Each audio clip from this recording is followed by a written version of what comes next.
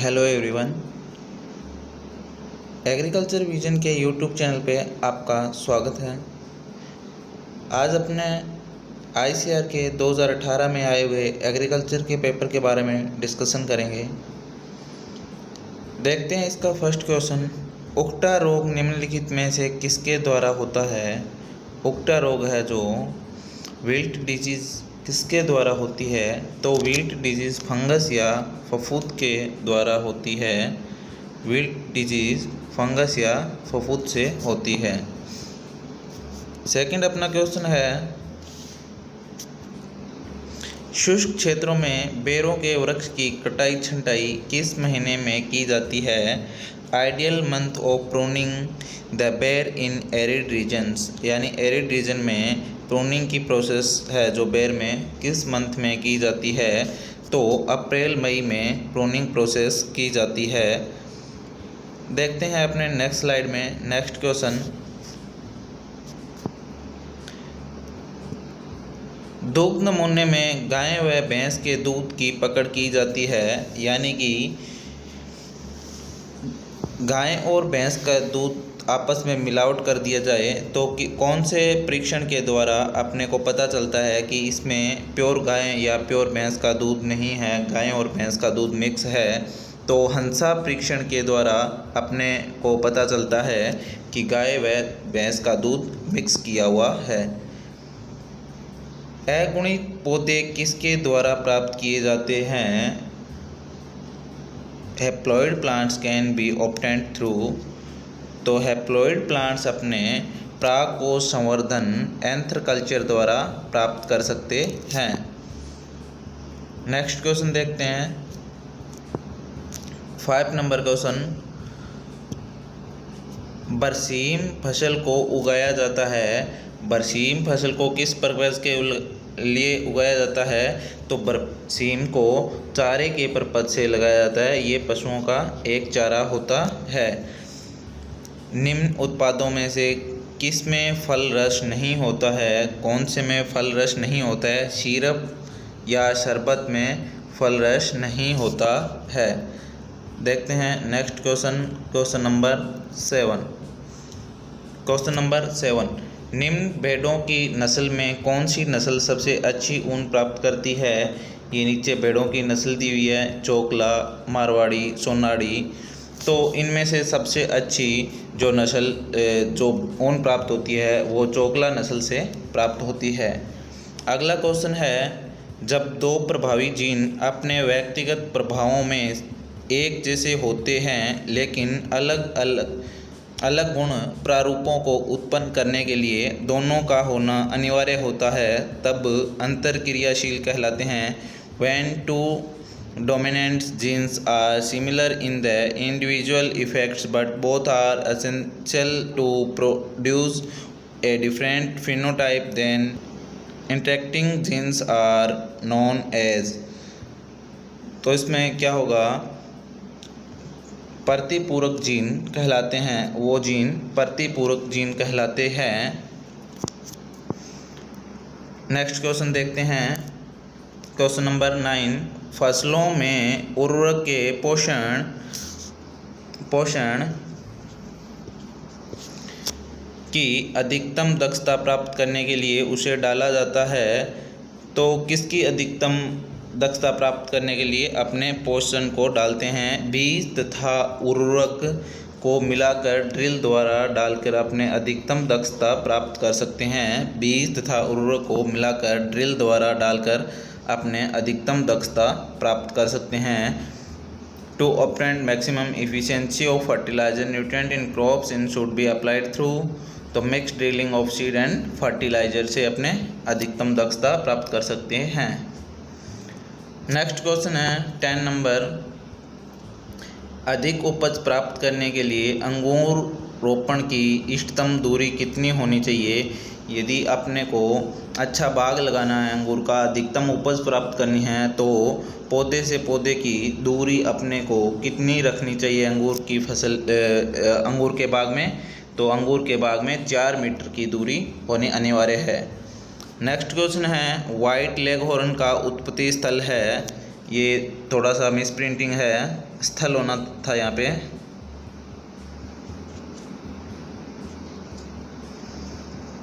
Next, white leg horn का उत्पत्ति स्थल है, तो व्हाइट लेग हॉर्न का उत्पत्ति स्थल इटली है। व्हाइट लेग हॉर्न का उत्पत्ति स्थल इटली है। नेक्स्ट क्वेश्चन देखते हैं अपने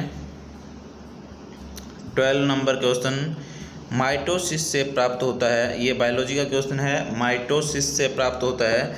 तो माइटोसिस से अपने को 2 द्विगुणित कोशिका प्राप्त होती है, 2 अनडिप्लॉयड सेल्स प्राप्त होती है अपने को, 2 अन वाली सेल्स प्राप्त होती है। नेक्स्ट क्वेश्चन है क्वेश्चन नंबर 13, आपने देखते हैं RGC 936 किस फसल की किस्म है। तो RGC 936 क्लस्टर बीन या ग्वार की किस्म है। नेक्स्ट क्वेश्चन देखते हैं 14 नंबर, केंद्रीय भेड़ एवं ऊन अनुसंधान संस्थान कहाँ पर स्थित है। तो national central sheep and wool research institute, jet 2019 में आपको बताया था कि अविकानगर मालपुरा टोंक में स्थित है। CSWRI इसको बोलते हैं शॉर्ट में, CSWRI central ship and wool research institute Avikanagar Malpura Tonk में स्थित है। क्वेश्चन नंबर 15, कितनी उम्र की बकरी से सबसे अच्छा मांस प्राप्त होता है। तो 2 से 3 वर्ष की जो आयु होती है, 2 से 3 वर्ष की आयु होती है, उस बकरी का मांस सबसे अच्छा प्राप्त होता है।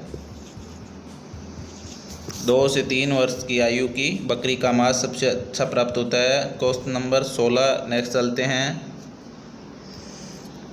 क्वेश्चन नंबर 16 है, DNA जो स्टोन ऑक्टेमर पर बंधित होता है कहलाता है। ये बायोलॉजी का क्वेश्चन है, तो यह न्यूक्लियोसोम कहलाता है। नेक्स्ट क्वेश्चन है 17 नंबर, दलहनी फसलें क्रॉपिंग सिस्टम में उपयुक्त बैठती है। यानी कि क्रॉपिंग सिस्टम है जो फसल चक्र है, क्रॉप रोटेशन, उसमें अपने दलहनी फसलों को क्यों लिया जाता है। उसका रीज़न है कि कम अवधि की फसलें हैं, और दूसरा वह नाइट्रोजन फिक्सेशन भी करती है। वह दलहनी फसलें नाइट्रोजन फिक्सेशन करती है, इसलिए उनको फसल चक्र में लेना अनिवार्य होता है। नेक्स्ट चलते हैं 18 नंबर क्वेश्चन की ओर। क्वेश्चन नंबर 18, गुलाब में प्रवर्धन की विधि है। तो गुलाब में प्रवर्धन की विधि कौन सी है। बडिंग के द्वारा गुलाब में व्यावसायिक प्रवर्धन किया जाता है। क्वेश्चन नंबर 19, निम्नलिखित वर्गों में से कौन सी भैंस की नस्ल है। तो पिछली क्लास में मैंने आपको बताया था 2019 के जेट के एग्ज़ाम में कि कौन सी गाय की नस्ल है, कौन सी भैंस की नस्ल है और कौन सी बकरी की नस्ल है। गिर, राठी, कांकरेज ये गाय की नस्ल है। गिर, राठी, कांकरेज गाय की नस्ल है। नेक्स्ट है अपने मुर्रा, जाफराबादी, सूरती ये भैंस की नस्ल है, बफेलोज़ की नस्ल है। नेक्स्ट पश्मीना, बारबरी और ये बकरी की नस्ल है। लोही, मेरिनो और कोरिडेल ये भेड़ की नस्ल है। नोट कर लेना, ये भी याद रख लेना कौन सी किसकी नस्ल है। क्वेश्चन नंबर 20 की ओर बढ़ते हैं। क्वेश्चन नंबर 20, एक DNA सूत्रक में आधार पेयर वाले बॉन्ड है। ये फिर से बायोलॉजी का क्वेश्चन, तो हाइड्रोजन बॉन्ड होगा जो आधार पेयर बॉन्ड होता है। DNA में हाइड्रोजन बॉन्ड आधार पेयर बॉन्ड होता है। पेटेंट बग किस फसल का नाशक कीट है। तो पेटेंट बग है जो सरसों की फसल का नाशक कीट है, मुख्य कीट माना जाता है। क्वेश्चन नंबर 22 की ओर बढ़ते हैं। प्रसंस्करण के पश्चात 100 किलोग्राम इसबगोल के बीजों से कितनी भूसी प्राप्त होती है। अमाउंट ऑफ हस्क विच में B obtained from 100 kg isabgol seed after processing is. यानी ये क्या कहता है कि यदि 100 किलो अपने पास टोटल इसबगोल है, उसको प्रोसेसिंग करने के बाद शुद्ध इसबगोल कितना प्राप्त होता है। तो इसमें अपने को 3:7 होता है। यानी कि 3 किलो बीज होते हैं तो 7 किलो इसमें भूसी होगी। तो यदि अपने पास 100 किलो है तो 30 किलो अपने पास शुद्ध ईसब होगा और 70 किलोग्राम अपने पास इसमें भूसी निकलेगी। नेक्स्ट क्वेश्चन, नकलिंग किसकी विधि है? तो नकलिंग गाय व भैंस दूहने की विधि है। गाय व भैंसों के दूध निकालने की विधि है एक प्रकार की। नेक्स्ट क्वेश्चन 24 नंबर, निम्नलिखित में कौन सा प्रतीप संकरण है? यानी कि following back cross. Back cross कौन सा होता है? जो संतति का अपने माता पिता से वापस क्रॉस करवा देना बैक क्रॉस होता है। तो इसका उत्तर होगा A इंटू बी इंटू ए, यानी ए बी का संकरण वापस ए से करवाया, ये बैक क्रॉस होगा। नेक्स्ट क्वेश्चन अपने बढ़ते हैं 25 नंबर क्वेश्चन, धान की फसल का अनुरण खरपतवार है। Mimicry weed of paddy crops. Paddy के लिए मिमिक्री वीड्स है जो एकाइनोक्लोआ क्रसगल्ली है। एकाइनोक्लोआ क्रसगल्ली है। फेलेरिस माइनर गेहूं का मुख्य खरपतवार होता है। फेलेरिस माइनर गेहूं का मुख्य खरपतवार होता है, याद कर लेना। और धान की फसल का पूछे तो एकाइनोक्लोआ क्रसगल्ली धान की फसल का मुख्य खरपतवार है। नेक्स्ट स्लाइड की ओर देखते हैं अपने क्वेश्चन नंबर 26, विथानिया सोमनीफेरा एक है। विथानिया सोमनीफेरा क्या है? एक मेडिसिनल प्लांट है, औषधीय पादप है, जिसका उपयोग अपने औषधि के रूप में करते हैं।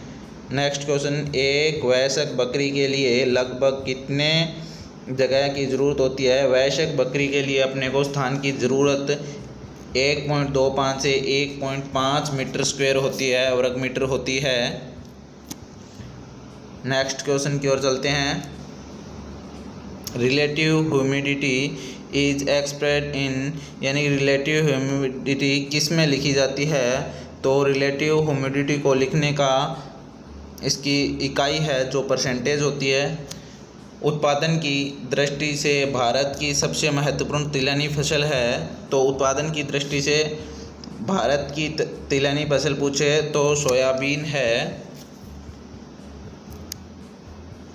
बढ़ते हैं नेक्स्ट स्लाइड की ओर। क्वेश्चन नंबर 30 है, बंद गोभी की बीज दर लगभग है, यानी कि बंद गोभी की बीज दर कितनी है?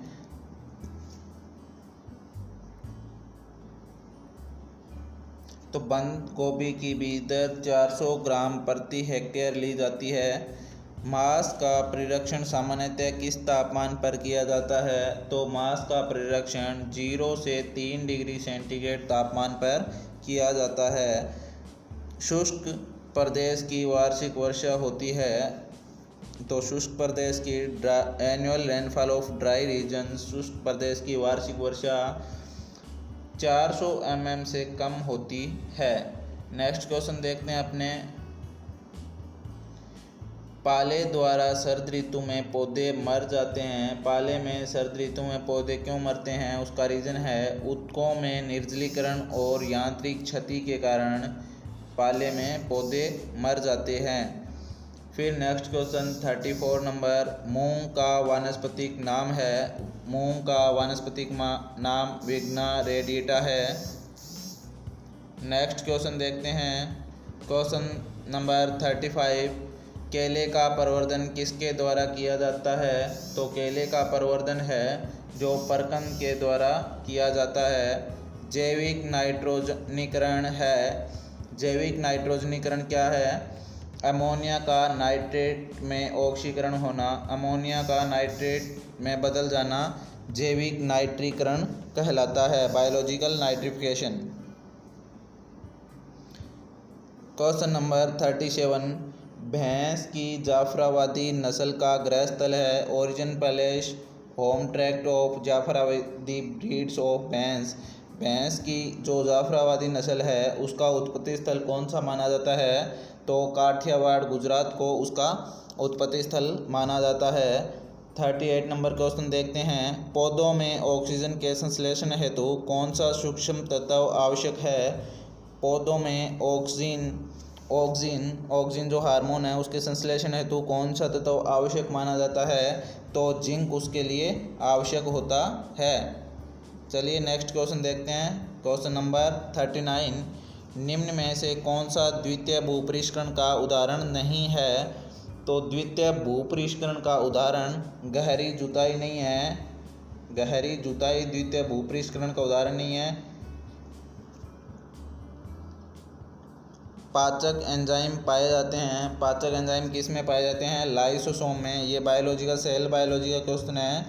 पाचक एंजाइम लाइसोसोम में पाए जाते हैं। नेक्स्ट क्वेश्चन देखते हैं। क्वेश्चन नंबर 41, मृदा में फील्ड कैपेसिटी पर नमी होती है। Moisture eight field capacity in soil in measured after the irrigation, यानी कि किस समय बाद में, कितने टाइम बाद में फील्ड कैपेसिटी पर नमी मापी जाती है? तो वह नमी सिंचाई के 48 से 72 घंटे के बाद में मापी जाती है। नेक्स्ट क्वेश्चन है, धान गेहूँ मूंग फसल चक्र की चक्रीय तीव्रता कितनी है? क्रॉपिंग इंटेंसिटी कितनी है? क्रॉपिंग इंटेंसिटी निकालने के लिए अपने क्या करते हैं, अपने को टोटल दी हुई फसल, टोटल जो जितनी फसल दी हुई है, टोटल क्रॉप अपॉन उसमें लगा टाइम कितना लगता है उसमें, ईयर में लिखते हैं, इंटू 100 करते हैं। तो अपने पास कितनी फसलें हैं? टोटल फसल 3 है। इसमें टाइम कितना लगा? 1 साल का टाइम लगता है। इंटू 100 तो ये कितना आ गया? 300 इसका राइट आंसर रहेगा। नेक्स्ट क्वेश्चन देखते हैं। क्वेश्चन नंबर 43, खेत में जल उपयोग क्षमता की गणना किस सूत्र से की जाती है? यानी खेत में कितना जल उपयोग में लिया गया, इसकी गणना करने के लिए आर्थिक उपज बटे जल का उपयोग किया गया है, उसकी मात्रा को लिखते हैं। मार्केटेबल यील्ड बटे वाटर यूज, टोटल कितना वाटर यूज़ किया है उसको लिखते हैं। दूध शर्करा होती है, ये जेट 2019 में भी प्रश्न पूछा गया है। तो दूध की शर्करा जो होती है वो लैक्टोज होती है। नेक्स्ट क्वेश्चन की ओर चलते हैं अपने। खालिस्तान को रोगाणुनाशक की तरह पशु चिकित्सा में उपयोग किया जाता है, यानी किसको रोगाणुनाशक की तरह पशु चिकित्सा में उपयोग किया जाता है? तो बोरिक एसिड को पशु चिकित्सा में रोगाणुनाशक के लिए काम में लिया जाता है। उत्तर भारत में भैंस की सबसे अधिक दूध देने वाली नस्ल का नाम है। उत्तर भारत में कौन सी नस्ल है जो सबसे ज़्यादा दूध देती है? वो है मुर्रा नस्ल की भैंस सबसे ज़्यादा उत्तर भारत में दूध देती है। नेक्स्ट क्वेश्चन देखते हैं। 47 नंबर क्वेश्चन, मध्यम अवधि मौसम पूर्वानुमान कब कितने दिनों के लगाया जाता है? देखो, मौसम पूर्वानुमान होता है जो 3 प्रकार से लगाया जाता है, अल्प अवधि, मध्यम अवधि और दीर्घ अवधि मौसम पूर्वानुमान। अल्प अवधि है जो 72 घंटों के लिए लगाया जाता है, या अपने बोल सकते हैं 1 से 3 दिन के लिए लगाया जाता है। और मध्यम अवधि मौसम पूर्वानुमान है वो 3 से 10 दिन के लिए लगाया जाता है। और दीर्घ अवधि मौसम पूर्वानुमान है जो एक सीजन के लिए या 10 दिन से अधिक के लिए लगाया जाता है। नेक्स्ट क्वेश्चन अपने देखते हैं। 48 नंबर क्वेश्चन है, एलिलोपैथी निम्न से संबंधित है। तो एलिलोपैथी एक फसल के हानिकारक प्रभाव दूसरी फसल को, एलिलोपैथी क्या होता है कि किसी फसल का दूसरी फसल पर जो पड़ने वाला प्रभाव होता है, जो टॉक्सिसिटी या कुछ केमिकल का सिक्रेशन करती है, स्रावण करती है फसल, उससे दूसरी फसल को जो प्रभाव पड़ता है वो एलिलोपैथी होता है। ये हार्मफुल भी हो सकता है और अपने लिए लाभदायक भी हो सकता है। नेक्स्ट क्वेश्चन 49, कार्बनिक उर्वरक का उदाहरण है। एग्जाम्पल ऑफ ऑर्गेनिक फर्टिलाइजर, कार्बनिक उर्वरक कौन सा है? तो यूरिया को कार्बनिक उर्वरक बोला जाता है। ये कार्बनिक उर्वरक है, यूरिया एक कार्बनिक उर्वरक है। नेक्स्ट क्वेश्चन, ताज़े दूध का पीएच मान होता है। इंपॉर्टेंट क्वेश्चन है। 6.7 ताज़े दूध का पीएच मान होता है। नेक्स्ट इंपॉर्टेंट क्वेश्चन है, फूल गोभी में वही पटेल किस तत्व की कमी के कारण होता है? तो फूल गोभी में वही पटेल मॉलिब्डेनम की कमी के कारण होता है, एमओ की कमी के कारण फूल गोभी में वही पटेल नामक रोग होता है। नेक्स्ट क्वेश्चन, गर्बर विधि उपयोग किसके परीक्षण हेतु करते हैं? गर्बर विधि का उपयोग अपने वसा के परीक्षण हेतु करते हैं कि दुग्ध में कितनी वसा है। और हंसा परीक्षण किस लिए किया जाता है? गाय व भैंस के दूध में मिलावट का पता करने के लिए। नेक्स्ट क्वेश्चन है, आलू से कंद बनने के लिए सबसे अनुकूल तापमान है? आलू से कंद बनने के लिए अनुकूल तापमान 18 डिग्री सेंटीग्रेड माना जाता है।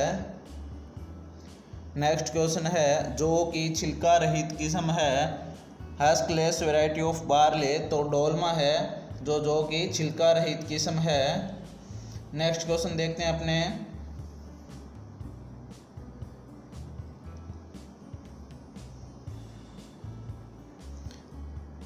क्वेश्चन नंबर 56, केट फेस एक विकार है, तो केट फेस किस में होता है?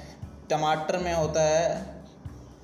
केट जैसा इसका टमाटर है जो केट जैसा दिखने लग जाता है, वह टमाटर की एक मुख्य बीमारी है या डिसऑर्डर है।